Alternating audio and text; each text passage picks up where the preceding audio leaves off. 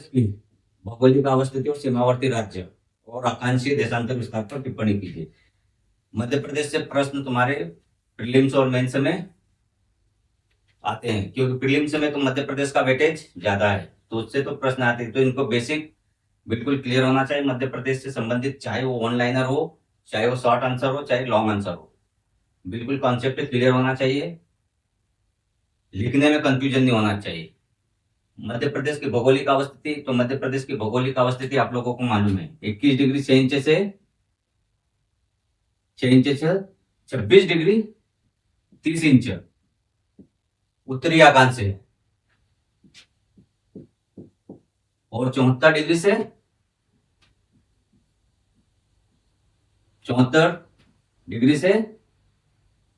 81 degree 48 inch पूर्वी देशांतर के मध्य भौगोलिक अवस्थिति पूछा है।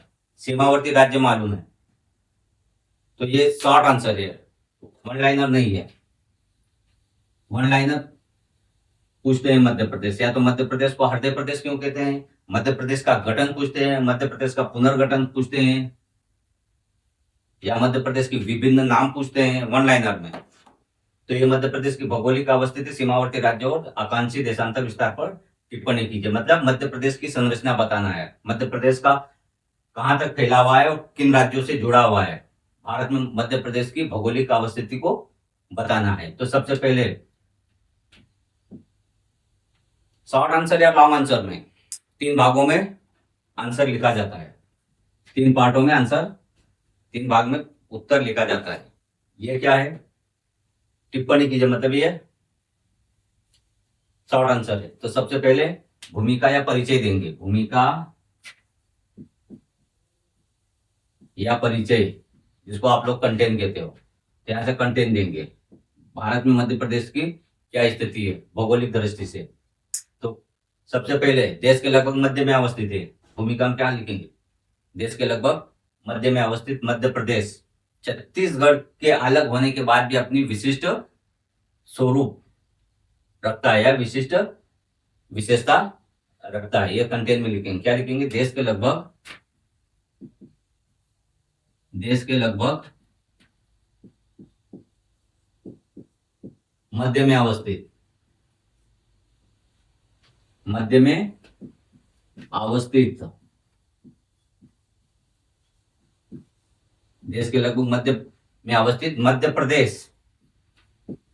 आगे क्या लिखेंगे, मध्य प्रदेश छत्तीसगढ़ के पृथक्करण या छत्तीसगढ़ के अलग होने के बाद भी अपनी विशिष्ट विशेषता या स्वरूप रखता है। ये तुम्हारा कंटेन है। आगे क्या लिखेंगे, मध्य प्रदेश का लंबाई की तुलना में अधिक चौड़ा, मध्य प्रदेश कैसा है, लंबाई की तुलना में अधिक चौड़ा मध्य प्रदेश। दक्षिण प्रायद्वीप का मुकुट है, दक्षिण प्रायद्वीप का मुकुट है, क्योंकि मध्य प्रदेश में सबसे ऊंची श्रेणी कौन सी है, सतपुड़ा श्रेणी है, तो वो दक्षिण प्रायद्वीप का मुकुट है। और भाषाई तौर से उत्तरी और दक्षिणी राज्यों को जोड़ने वाला पुल है। ये तुम्हारा कंटेन हो गया।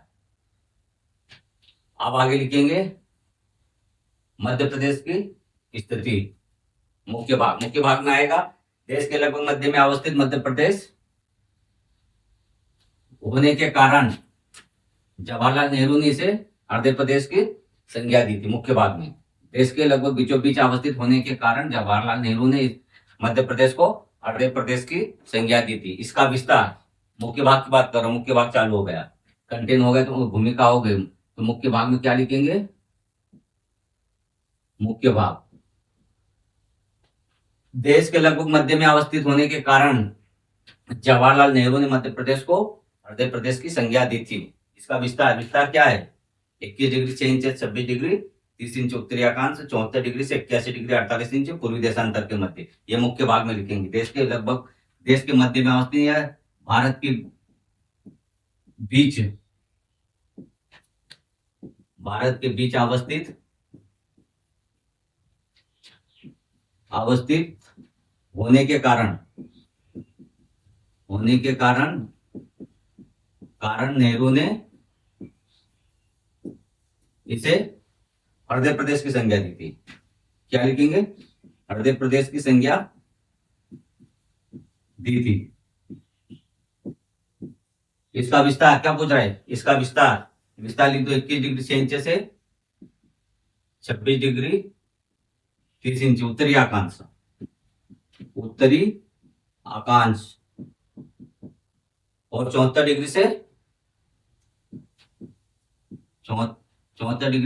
81 डिग्री 48 इंच पूर्वी देशांतर के मध्य स्थित है। राज्य का क्षेत्रफल,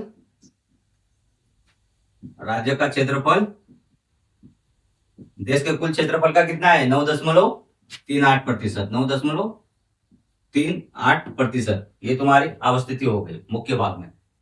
मुख्य भाग में क्या लिखेंगे, भारत के बीच या देश के बीच या मध्य में अवस्थित होने के कारण जवाहरलाल नेहरू ने इसे मध्य प्रदेश की संज्ञा दी थी। इसका विस्तार, इसका विस्तार आगे लिखेंगे, इसका विस्तार 21 डिग्री 6 इंच 26 डिग्री 30 इंच उत्तरी अक्षांश और 74 डिग्री से 81 डिग्री 48 इंच पूर्वी देशांतर के मध्य। इसका क्षेत्रफल, अवस्थिति पूछ रहा है ना, भौगोलिक अवस्थिति, तो राज्य का क्षेत्रफल देश के कुल क्षेत्रफल का 9.38% 38% है।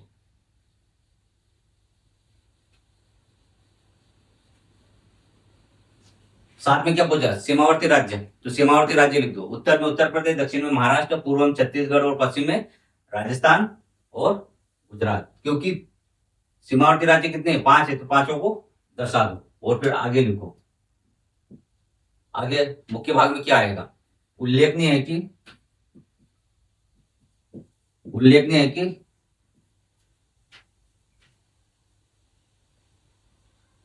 विंध्य पर्वत जो है, मध्य प्रदेश में विंध्य पर्वत है,